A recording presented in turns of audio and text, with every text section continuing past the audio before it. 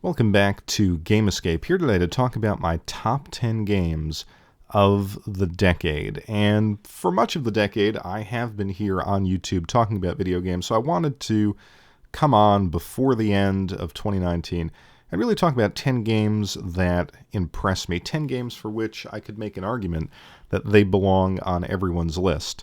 And what I'm going to do is focus on single-player games, traditional video games, and not games as services, and not things like Fortnite or Pokemon Go, which deserve broader consideration if you really talk about all kinds of digital entertainment. But I'm going to throw that out because that really is not something that I've spent a lot of time with, and really focus on what I consider to be the top 10 single-player traditional video games of the decade. So number 10 on my list is Skyrim, and Skyrim is a game that I think is impressive. It is really the best realized version of a Bethesda open world. It's buggy, it's not really, in my opinion, as beautiful a world as Tamriel in Oblivion, but the game is bigger and it does so much right. I've talked many times about how I prefer this kind of in-game narrative, a narrative that is revealed through exploration, through progressing into the world, rather than cinematics. And really, you have that opening cinematic, and then it's just really up to you to explore and to learn everything through gameplay, through reading the books that are scattered around, talking to NPCs. And it's a game that I think still today captures a sense of wonder and a sense of exploration.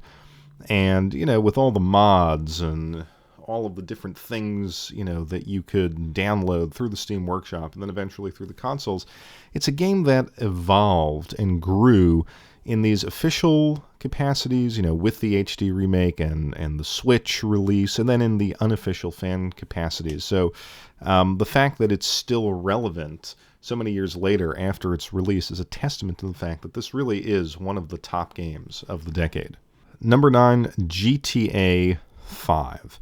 And really, I kind of thought that this spot was going to be a toss-up between Grand Theft Auto 5 and Red Dead Redemption 2, but I'm giving the nod to GTA principally because it has a more developed online game at this point, which again, I don't personally care about, but I do know that was a really big aspect of the game and really expanded what you could do in the game.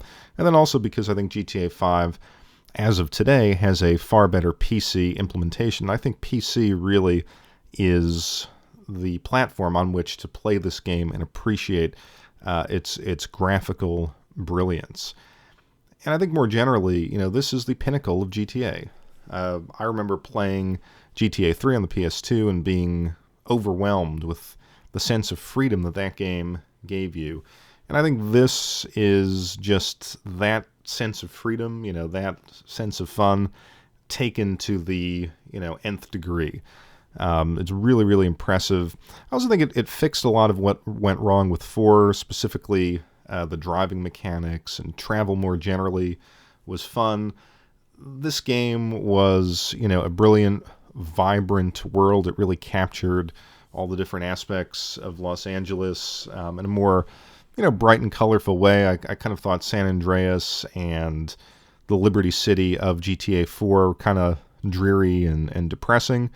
And I think, this game brought a sense of color and pop back to the series, which was important. The narrative structure, the idea that you have these 3 characters through whom you're experiencing the story and making decisions, while, not necessarily that impressive today, I think was innovative for its time. And it just, if this is the last GTA game, I think it definitely ended the series on a high note. Or, on the other hand, if they are going to continue making GTA games, then I'm really excited to see what they will look like in the next console generation. Number 8, Titanfall 2. And I just think, quite simply, this is the best shooter of the decade. It was really a resuscitation of an interesting IP, the original Titanfall, that was ruined by being introduced via a games as a service model. There seemed to be so much there, so much to do, and you were only tied to that, multiplayer game. Titanfall 2 really imagined more of the world. And it just did everything well. It had excellent graphics, epic maps, tight, near flawless shooting, in my opinion, and wonderful sound design. The story, too, was a solid story that really, for I think the first time, put us into that world. And everything about the game, when you play through it, is just incredibly impressive. Number 7, and I know this one is out of left field, but I think you can make the argument for TrackMania 2 Stadium.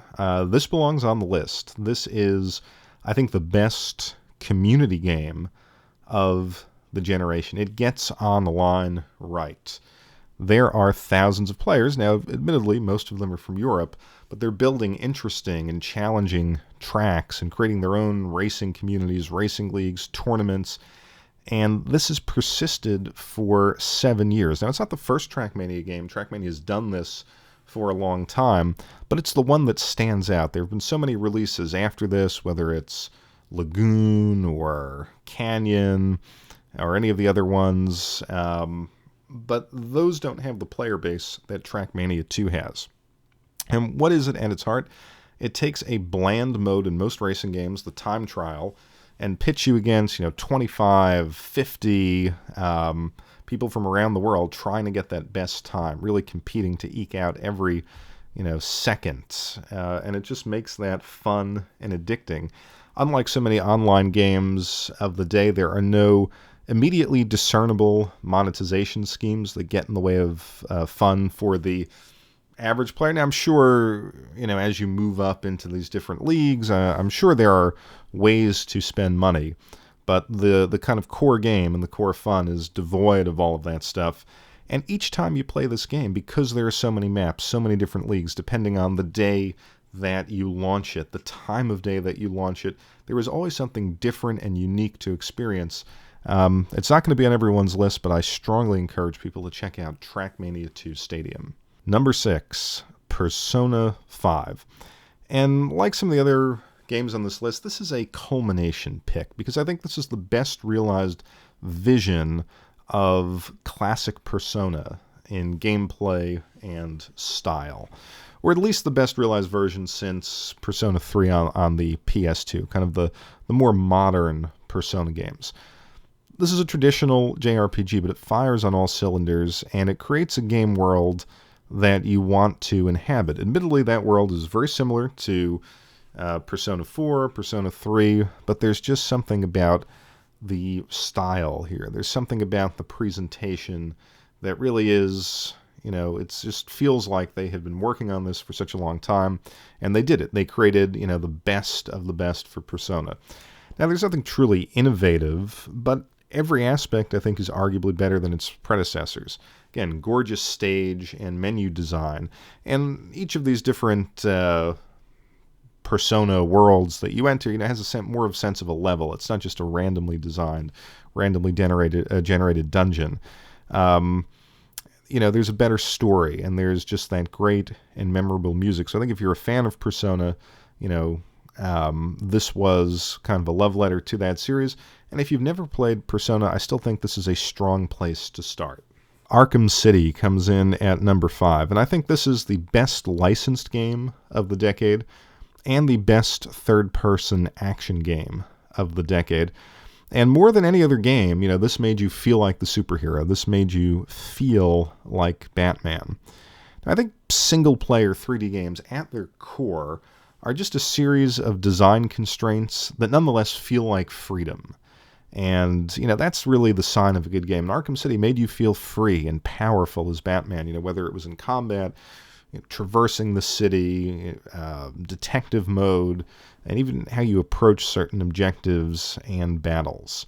It just really, it made you feel like Batman. And it was also one of the best examples of obsessively detailed and immersive game world design, which is, in my opinion, I think, one of the design hallmarks of this decade. Numerous games had amazing world art. I think we'll look back on that and say that about this decade. And Arkham City was an early example of how a great-looking game world could contribute to the overall product. It built on what Arkham Asylum did, and Uh, Origins and Arkham Knight expanded on the formula in Arkham City, for better or for worse. But Arkham City, it was just the pinnacle of Batman games, and I think arguably one of the best, if not the best, superhero games of all time. Number 4, Yakuza Zero. And this is also kind of a nod to the Yakuza series, because I think Yakuza as a series has been one of the bests of this decade. In my opinion, it is the best. No series has created a sense of place quite like Sega has done with Kamurocho and Sotenbori, the two kind of main cities of the Yakuza series. And even though we've been to them before, we have seen Kamurocho a lot, little tweaks and changes always make them worth discovering again, and that has never been more true than in Yakuza Zero. I also think the Yakuza series, and particularly this game, is a love letter to quintessential Japanese video game creativity and design that's sadly fading from the world of gaming. This Yakuza Zero and all the other games for that matter, they're linear, they're repetitive, and they're frequently absurd, but they have, lovingly designed and well-paced, well-written stories, and in this case, it takes the Yakuza formula and then adds this, warm dose of 80s nostalgia. No single element of any Yakuza game is great, but combined together, these elements make the game something special, and I think Yakuza Zero is the best example, and I think it also pulled a lot of people into the series that hadn't been there before. The game is a mashup of Streets of Rage, Shenmue, a Sega Greatest Hits collection, a minigame collection, a traditional Japanese RPG, and a Japanese crime drama. It sounds crazy, but somehow it works, and it just makes this an unforgettable game. Number 3 on the list, Super Mario 3D Land on the 3DS. Now, I have to admit, this was really a toss-up, very, very close between 3D Land and Mario Odyssey. But I went with 3D Land because I think visually and artistically it's the most interesting Mario game to have been released in this decade. The gameplay perspective seems to take a traditional 8-bit Mario level, rotate it, deepen it, and give it new life as a three-dimensional space. I think that's incredibly impressive. No game has really done that. It answered a question that I asked myself as a child when playing the original NES Mario games, and that is, what would it be like to be in the game and see beyond what we were seeing on the screen? This game does that. Now, as far as the gameplay goes, it is a classic Mario game. The levels and bosses are fun and interesting, and I kind of feel like it was the first game to really get 3D right on the 3DS. This game really needed that 3D functionality, and the game has become even better with the new eye-tracking 3D camera on the new 3DS. And I think if Nintendo ever enters the VR market, I suspect this game will be seen as the spiritual predecessor to their aesthetic and design choices in whatever their first VR worlds will be. And next up, we have Witcher 3: The Wild Hunt.